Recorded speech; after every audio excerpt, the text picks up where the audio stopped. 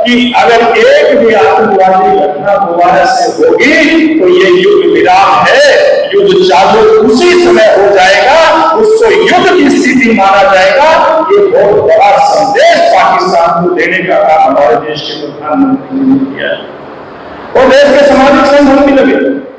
मैं देख रहा था 4-5 दिन पहले, आपने भी देखा हो कि किस प्रकार से ऐसे हमारे व्यापारिक संगठन जो दुनिया के अंदर व्यापार करते और जो देश पाकिस्तान की मदद के लिए आज सामने आए हैं, उनसे व्यापार बंद करने की जो घोषणा हमारी यूनियनों ने की है, हमारे व्यापारी भाइयों ने अखिल भारतीय स्तर के ऊपर की है। इस बात के लिए आप सबके माध्यम से ऐसे सभी यूनियन के हमारे व्यापारी भाइयों को बहुत बहुत बधाई देना चाहूंगा जो पाकिस्तान के जो सपोर्ट करने वाले देश है, आज उनसे व्यापार बंद करने की अपील उन्होंने की।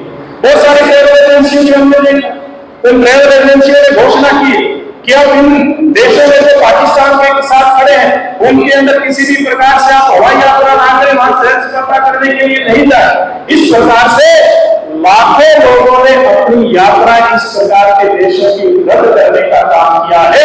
तो एक बात स्पष्ट संदेश जाता है कि आज देश की 150 करोड़ जनता हर वक्त आज सरकार के साथ खड़ा है, सैनिकों के साथ खड़ा है, सारी पार्टियां भी साथ खड़ी है। लेकिन कई बार दुर्भाग्य से इस सरकार के कुछ पार्टी के नेताओं के बयान आ जाते हैं।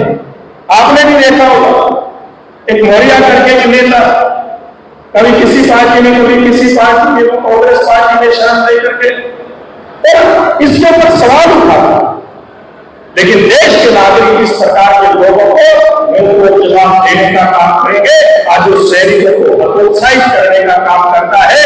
इस सरकार का कोई भी प्रयास हमारे आसपास भी कहीं कोई गलती से भी करता है तो हम सब लोगों को भी उसके खिलाफ आवाज उठानी चाहिए। इन तिरंगा यात्राओं का यही मकसद है कि सारा समाज मिलकर के उठ खड़ा हो, देश के प्रधानमंत्री जी के साथ खड़ा हो, देश की सरकार के साथ खड़ा हो, देश की सेनाओं के साथ खड़ा हो, देश के हर सैनिक और सैनिक बलों के साथ खड़ा हो। और देश के प्रधानमंत्री जी ने, नरेंद्र मोदी जी ने, देश के गृह मंत्री जी ने इस बात के लिए हमारे नौजवान, हमारे जाबाज सैनिकों की भी खतरों ने एक बात कही है, पूरी दुनिया के अंदर ऐलान किया है कि अगर एक भी आतंकवादी घटना दोबारा से होगी तो ये युद्ध विराम है, युद्ध चालू उसी समय हो जाएगा, उसको युद्ध की स्थिति माना जाएगा।